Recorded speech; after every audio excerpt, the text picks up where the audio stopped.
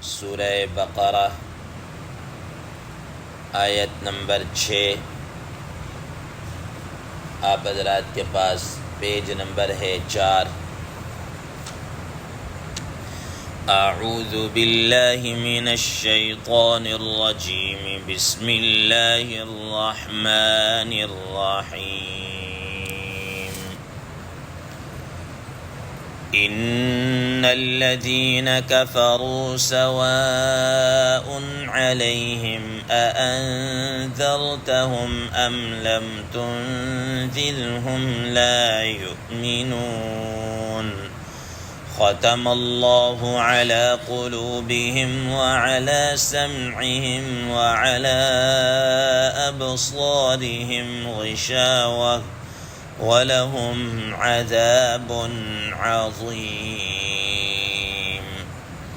صدق اللہ العظیم۔ اللہم صل علی محمد النبی الأمی وعلی آلہ وسلم تسلیما کثیرا کثیرا۔ محترم سامعین کرام، ان آیات کا ترجمہ اللہ تبارک و تعالی ارشاد فرماتے ہیں، ان الذین کفروا سواء علیہم، بے شک وہ لوگ جنہوں نے کفر کیا برابر ہے ان کے حق میں، انذرتہم ام لم تنذرہم، آپ ان کو ڈرائیں یا نہ ڈرائیں، لا یؤمنون، وہ ایمان نہیں لائیں گے۔ ختم اللہ علی قلوبہم، اللہ تبارک و تعالی نے ان کے دلوں پر اور وعلی سمعہم، اور ان کے کانوں پر مہر لگا دی ہے، وعلی ابصارہم غشاوہ، اور ان کی آنکھوں پر پردہ آ گیا ہے، پردہ ہے، وَلَهُمْ عَذَابٌ عَظِيمٌ، اور ان کے لیے بڑی سزا ہے، بڑا عذاب ہے۔ محترم سامعین کرام، کل کے درس کے اندر آپ حضرات کے سامنے کفر کی اقسام، کفر کسے کہتے ہیں، کفر کا معنی کیا ہے، اور اس کی اقسام آپ حضرات کے سامنے بیان کی تھی۔ آج ان آیات مبارکہ کی تفصیل حضرات مفسرین کرام رحمہ اللہ فرماتے ہیں کہ اس آیت مبارکہ میں اللہ تبارک و تعالی نے ان کافروں کے متعلق فرمایا ہے کہ اَأَنذَرْتَهُمْ أَمْ لَمْ تُنذِرْهُمْ، کہ آپ ان کو ڈرائیں یا نہ ڈرائیں، یہ ایمان نہیں لائیں گے۔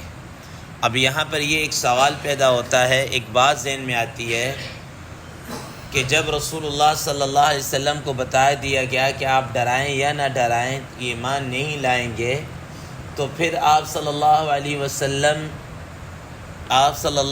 وسلم ان کو تبلیغ کیوں کر رہے ہیں، کیوں تبلیغ کر رہے ہیں؟ تو آپ صلی اللہ علیہ وسلم کو اس کا کیا فائدہ ہے؟ محترم سامعین کرام، حضرات مفسرین کرام رحمہ اللہ فرماتے ہیں کہ یہاں پر اللہ تبارک و تعالی نے سواء علیہم کہا ہے، سواء علیکا نہیں کہا، یعنی ان کافروں کے حق میں برابر ہے کہ آپ ان کو ڈرائیں یا نہیں، آپ کے حق میں نہیں۔ آپ کو اللہ تبارک و تعالی کی طرف سے جو جزا ملنی ہے، جو بدلہ ملنا ہے، وہ ملتا رہے گا۔ آپ کو تبلیغ ادا کرنے کا ثواب کیا ہے، ملتا رہے گا۔ اور یہی وجہ ہے حضرات مفسرین کرام رحمہ اللہ فرماتے ہیں کہ جو آدمی بھی تبلیغ کرتا ہے، کسی کو بھی تبلیغ کرے گا، اب اگر وہ مانے یا نہ مانے، کوئی آدمی کسی کو نمازوں کا کہتا ہے، اب وہ نماز پڑھے یا نہ پڑھے، لیکن اس آدمی کو جس نے اس کو ترغیب دی ہے یا دے رہا ہے، ٹھیک ہے، اس کو اس کا تبلیغ کا ثواب ملتا رہے گا، یہ نہیں۔ اور یہی بات رسول اللہ صلی اللہ علیہ وسلم کے بھی ہے کہ آپ صلی اللہ علیہ وسلم کو فرمایا فذکر فإن نفعت الذکر، یا فذکر تنفع المؤمنین وذکر به فإن الذکر تنفع المؤمنین، کہ آپ ان کو نصیحت کرتے رہیں کہ اہل ایمان کو نصیحت کرنا کیا ہے، یہ فائدہ دے گا۔ اسی طریقے سے محترم سامعین اکرام، ایک اور چیز حضرات مفسرین کرام رحمہ اللہ فرماتے ہیں کہ فرمایا کہ آپ ان کو ڈرائیں یا نہ ڈرائیں، لا یؤمنون، وہ ایمان نہیں لائیں گے۔ حالانکہ ان کے بعد تو بہت سارے لوگ ایمان لے کر آئے، جیسے حضرت ابو سفیان رضی اللہ تعالی عنہ ہیں، وہ پہلے ایمان نہیں لے کر آئے تھے، بعد میں رضی اللہ تعالی عنہ ہو گئے۔ حضرت خالد بن ولید رضی اللہ تعالی عنہ ہیں، یہ پہلے ایمان لے کر نہیں آئے، بعد میں کیا ہے ایمان لے کر آئے۔ حضرت اکرمہ ابو جہل کا بیٹا، بعد میں ایمان لے کر آئے۔ تو حضرات مفسرین کرام رحمہ اللہ فرماتے ہیں کہ یہاں پر جو فرمایا لا یؤمنون، یہ ایمان نہیں لائیں گے، یہ ان لوگوں کے متعلق ہے جن کے متعلق اللہ تعالیٰ کے علم ازلی کے اندر یہ ہے کہ یہ اب بالکل ایمان کبھی بھی نہیں لے کر آئیں گے، جیسے عتبہ ہے، شیبہ ہے، ابو جہل ہے، ولید ہے، ٹھیک ہے نا، ولید بن مغیرہ، حضرت خالد بن ولید رضی اللہ تعالی عنہ کے والد، ٹھیک ہے، ان سب کیا فرمایا کہ ایسے لوگوں کے متعلق لا یؤمنون کا عمومی حکم نہیں ہے کہ کوئی بھی ایمان لے کر نہیں آئے گا، عمومی حکم نہیں ہے، بلکہ وہ چیدہ افراد یا اس طرح کے افراد جن کے متعلق اللہ تعالیٰ کے علم ازلی کے اندر یہ ایمان لے کر نہیں آئے گے، جیسے میں نے نام لیے، تو ان کے متعلق ہے کہ لا یؤمنون، یہ ایمان لے کر نہیں آئیں گے۔ محترم سامعین کرام، آگے قرآن مجید میں جو فرمایا انذرتہم ام لم تنذرہم، انذار کسے کہتے ہیں؟ انذار کا معنی کیا ہے؟ انذار کا معنی ہوتا ہے ڈرانا، لیکن یہاں پر انذار سے مراد وہ ڈرانا ہے جس میں شفقت بھی ہو، ناصحانہ انداز ہو، مشفقانہ اور ناصحانہ انداز ہو، وہ انذار کہلاتا ہے۔ مطلقاً ڈرانے والے کو انذار یا نذیر نہیں کہیں گے۔ اب نذیر ظاہر سو کہ جو ڈرانے والا ہے، اب ایسا نہیں ہے کہ مثال کے طور پر یہ چور ہیں، یہ ڈاکو ہیں وغیرہ جتنے بھی ہیں، یہ لوگوں کو ظاہر ڈراتے ہیں لوٹنے کے لیے، گن پوائنٹ کے اوپر مال چھین لیتے ہیں وغیرہ۔ اب یہ بھی تو ڈرا دھمکا کے مال وصول کر، کیا یہ بھی نذیر کہلائیں گے؟ کہا کہ یہ نذیر نہیں ہے۔ نذیر کا معنی یہ ہے کہ جو لوگوں کو ان کے فائدے کی غرض سے، ٹھیک ہے، ناصحانہ اور مشفقانہ طریقے سے ان کو کیا ہے بچائیں، ان کو بڑے نقصان سے بچائیں، یہ کہلاتا ہے نذیر۔ اور یہ چور اچکے یا ڈاکو یہ تو الٹا نقصان پہنچا رہے ہوتے ہیں، ٹھیک ہے نا، تو ان کے اندر کوئی شفقت وغیرہ نہیں ہوتی، ان کے اندر تو ظلم ہوتا ہے، یہ تو لوگوں سے جناب اللہ سب کو چھین چھان کے، ان کو کیا پرواہ ہے، ٹھیک ہے نا، حتیٰ کہ یہ تو خواتین کے کانوں سے کیا کہ بالیاں وغیرہ وہ تک نوچ لیتے ہیں، ان کو اس سے کیا ہے کہ اس میں تکلیف ہو رہی ہے نہیں، تو یہ نذیر نہیں کہلائیں گے۔ تو انذار کے اندر یہ پہلو ہوگا کہ جو کسی کے بڑے خطرے سے ڈراتے ہوئے ناصحانہ انداز میں، مشفقانہ انداز میں ان کو ڈرائے، یہ نذیر کہلاتا ہے۔ محترم سامعین کرام، اگلی آیت مبارکہ ختم اللہ علی قلوبہم وعلی سمعہم وعلی ابصارہم غشاوہ، کہ اللہ تعالیٰ نے ان کے دلوں پر، ان کے کانوں پر مہر لگا دی ہے اور ان کے آنکھوں پر پردہ آ گیا ہے۔ اب یہاں پر یہ سوال پیدا ہوتا ہے کہ جب اللہ تبارک و تعالیٰ نے ان کے کانوں پر مہر لگا دی، ان کے دلوں پر مہر لگا دی، ان کی آنکھوں کے سامنے پردہ کر دیا، تو اب ان کا کیا قصور؟ اب اگر وہ ایمان لے کر نہیں آ رہے تو ان کا کیا قصور ہے؟ ٹھیک ہے نا، ان کا کیا قصور ہے؟ سمجھے نا؟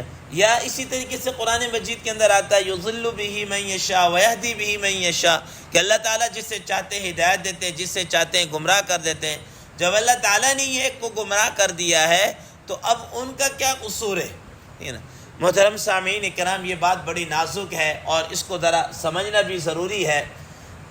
دیکھیں کہ یہاں پر یہ جو اللہ تبارک و تعالیٰ نے ان کے دلوں پر مہر لگانے کا یہ جو تذکرہ کیا ہے، یہ ایسا نہیں ہے کہ ادھر وہ پیدا ہوئے تو اللہ نے مہر لگا دی، چل بھائی یہ تو پکا ٹھکا کافر ہے، ایسا نہیں ہے۔ خود حدیث مبارکہ میں آتا ہے، رسول اللہ صلی اللہ علیہ وسلم نے فرمایا کل مولود یولد علی فطرت الاسلام، کہ ہر پیدا ہونے والا جو بچہ ہے، جو نو مولود ہے، نیو بورن، وہ فطرت اسلام پر پیدا ہوتا ہے۔ فَأَبَوَاهُ يُحَوِّدَانِ أَوْ يُنَصِّرَانِ أَوْ يُمَجِّسَانِ، یہ والدین اس کو پھر کوئی یہودی بنا دیتا ہے، کوئی مجوسی یا کوئی اور کسی دین سے اس کو بیزار کر دیتے ہیں۔ یہ بات کا معاملہ پہلے نہیں، فطرت اسلام ہر بچے کے دل کے اندر ہوتی ہے۔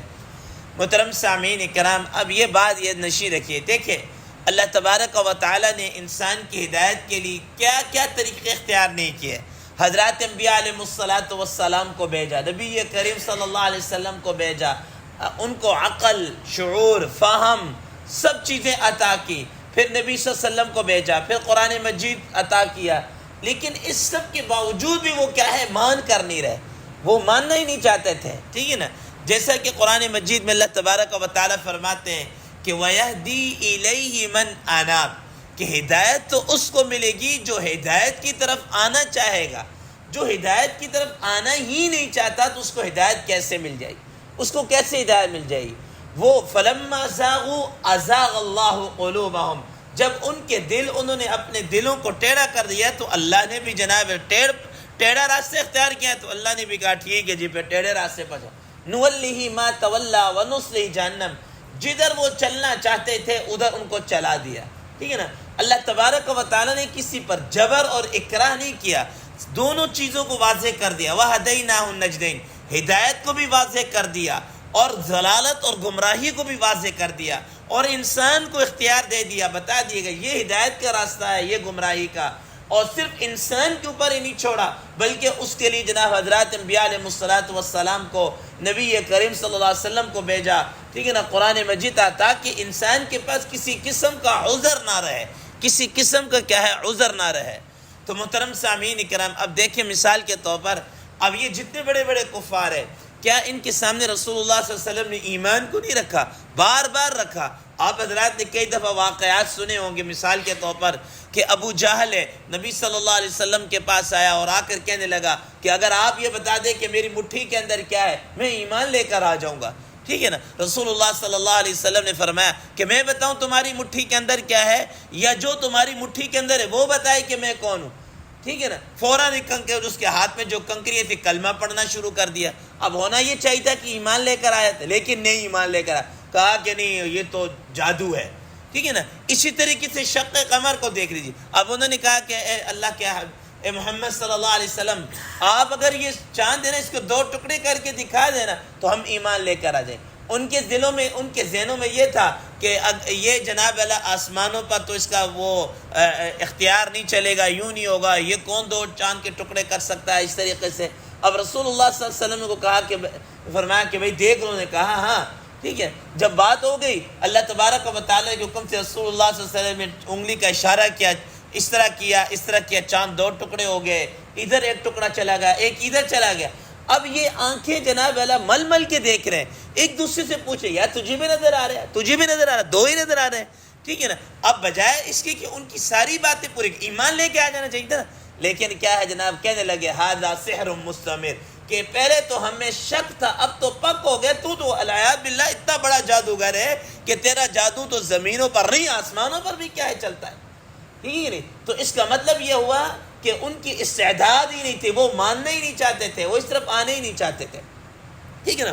محترم سامعین اکرام، دوسرے نمبر پر قرآن مجید کے اندر آپ دیکھیے 24واں پارہ سورہ حامیم السجدہ، آپ دیکھیں سورہ سجدہ کو دیکھ لیجئے، اس کی ابتدائی آیات پڑھیے، وہاں پر یہ مشرکین مکہ خود کیا کہہ رہے ہیں، خود کیا کہہ رہے ہیں، وَقَالُوا قُلُوبُنَا فِي أَكِنَّةٍ مِّمَّا تَدْعُونَنَا إِلَيْهِ وَفِي آذَانِنَا وَقْرٌ وَمِن بَيْنِنَا وَبَيْنِكَ حِجَابٌ فَاعْمَلْ إِنَّنَا عَامِلُونَ، ٹھیک ہے۔ وہ کہا کرتے تھے کہ اے پیغمبر اے محمد صلی اللہ علیہ وسلم کہ ہمارے دل جو ہے نا، ہمارے دلوں کے اوپر غلاف چڑھا ہوا ہے، ہمارے کانوں کے اندر ڈاٹ چڑھے ہوئے ہیں، ہمیں تمہاری بات سمجھ میں نہیں آتی، ہمارے اور آپ کے درمیان میں کیا ہے، ایک پردہ حائل ہے، فَاعْمَلْ إِنَّنَا عَامِلُونَ، آپ اپنا کام کریں، ہمیں اپنے حال پر چھوڑ دیجئے۔ یہ نہیں کہ یہ اللہ تعالیٰ نے ان کے دلوں پہ پردہ نہیں ڈالا، بلکہ ان کے کفر اور خود اس حد تک وہ چلے گئے کہ اللہ تعالیٰ نے اب اس کے بعد جناب نے کہا ٹھیک ہے یار اب جاؤ۔ دیکھیں کہ ایک آدمی مجرم ہوتا ہے، چھوٹا موٹا ہوتا ہے تو اس کو کرتے رہتے ہیں اصلاح، لیکن جب وہ بالکل حدوں پار کر جائے تو پھر جناب اللہ گورنمنٹ کی طرف سے ہوتا ہے یہ پکا ٹھکا عادی مجرم ہے، یہ فراڈی ہے، فلاں ہے، اس کے اشتہارات اور یہ سب چھپنا شروع ہو جاتے ہیں۔ تو یہ ان کے اوپر جو کفر آیا ہے یہ اللہ تبارک و تعالیٰ کی اس وجہ سے نہیں ہے، بلکہ خود ان کی اپنی کارستانیوں کی وجہ سے، بل طبع اللہ علیہا بکفرہم، اللہ تعالیٰ نے ان کے کفر کی سبب جناب اللہ ان کے دلوں پر کیا ہے مہر لگائی ہے. ایسا نہیں ہے کہ روز اول سے ان کے دلوں پر مہر لگ گئی اور یہ اس طرح نہیں ہے. تو محترم سامعین اکرام یاد رکھیے گا کہ یہ نہیں ہے کہ اللہ تعالیٰ نے ان کے دلوں پر تو مہر لگا دی، وہ کیسے ایمان لے کر آ سکتے تھے.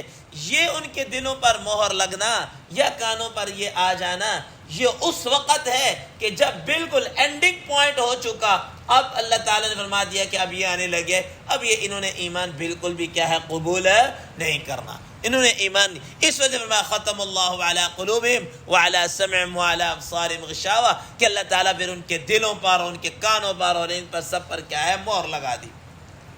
محترم سامعین اکرام یہاں پر مجھے اپنے استاد محترم حضرت شیخ الحدیث مولانا مشرف علی صاحب تھانوی نور اللہ مرقدہ جو جنت البقیع میں مدفون ہے یہاں پر آتے بھی رہے، وہ فرمایا کرتے تھے کہ یہاں پر جو اللہ تعالیٰ نے فرمایا ختم اللہ علی قلوب کافروں کے دلوں پر مہر اور یہ اس طریقے سے، تو فرماتے تھے کہ جس طریقے سے آدمی کفر کے اندر جب چلتا جاتا ہے آگے تک پہنچ جاتا ہے تو پھر ایک وقت ایسا آتا ہے کہ اللہ تعالیٰ اس کے پر مہر لگا، بس اب اس کی واپسی نہیں ہے، اب اس کی کیا ہے واپسی نہیں ہے، اس کا مطلب یہ بالکل اینڈ پہ پہنچا، اب اس کی واپسی نہیں.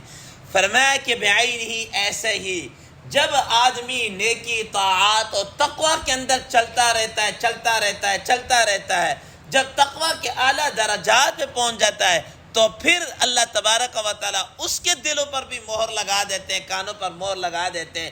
اب وہ اس راستے سے واپس نہیں آئے گا، وہ کیا کہتے ہیں کفر کی طرف، شرک کی طرف، گناہ کی طرف نہیں آئے گا. اب اللہ تعالیٰ اس کے اندر وہ صلاحیت عطا کر دیں گے کہ اب وہ گناہوں کے قریب بھی نہیں آئے گا.